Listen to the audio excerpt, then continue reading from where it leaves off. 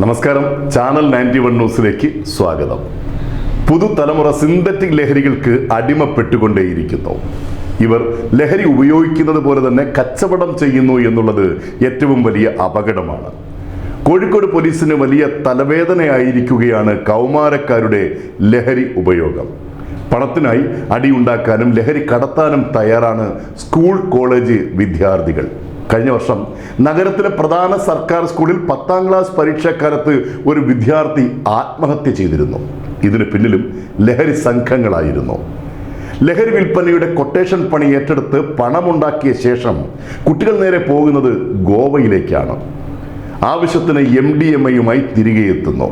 അടുത്തിടെ മോഷണത്തിന് പോലീസിന്റെ പിടിയിലായ ഒരു കൗമാരക്കാരൻ ഗോവയിലേക്ക് പോയത് 4.5 ലക്ഷം രൂപയുമായിട്ടാണ്. 5 മാസത്തിനിടെ 8 യുവാക്കളാണ് വടകര മേഖലയിൽ ലഹരി ഉപയോഗിച്ച് മരണപ്പെട്ടത്. പോലീസിനെയും ആന്റി നർക്കോട്ടിക് സെല്ലിനെയും നോക്കുകുത്തിയാക്കിയാണ് ഇവിടെ ലഹരി മരുന്ന് സംഘങ്ങളുടെ വിളയാട്ടം. മകനും സുഹൃത്തും രക്തത്തിൽ കുളിച്ച് മരിച്ചു കിടക്കുന്ന കാഴ്ച ഒരമ്മയ്ക്ക് കാണേണ്ടി വന്നത് കഴിഞ്ഞ ഏപ്രിൽ 11 രാവിലെയാണ്. രാത്രി കാണാതായ മകനെ അന്വേഷിച്ചിറങ്ങിയ അമ്മ ഷീബയാണ് കുനികുളങ്ങര ടവറിന് സമീപത്തെ തോട്ടത്തിൽ മകനും സുഹൃത്തും മരിച്ചു കിടക്കുന്നത് കണ്ടത്.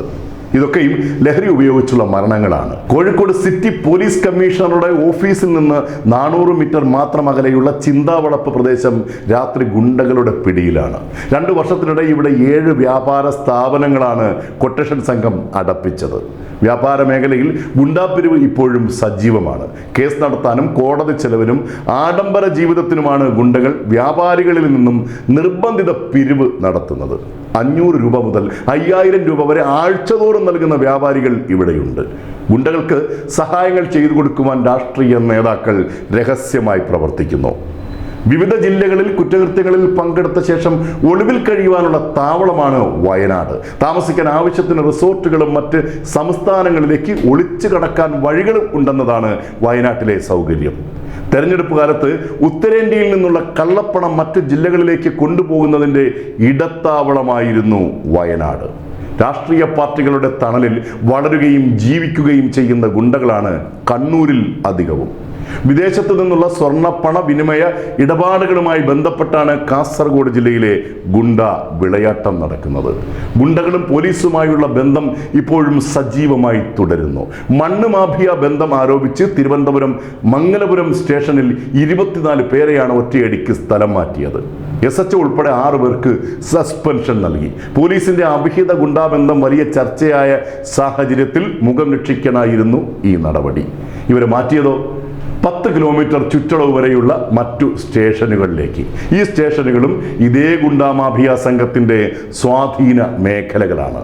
ഇതൊക്കെ പൊതുജനത്തിൻ്റെ കണ്ണിൽ പൊടിയിടാനുള്ള ചില സൂത്രപ്പണികൾ മാത്രം. ഗുണ്ടകൾ നടത്തുന്ന സൽക്കാര പാർട്ടികളിൽ പോലും പോലീസ് ഉദ്യോഗസ്ഥന്മാർ പങ്കെടുക്കുന്നു എന്നുള്ളതാണ് സത്യം.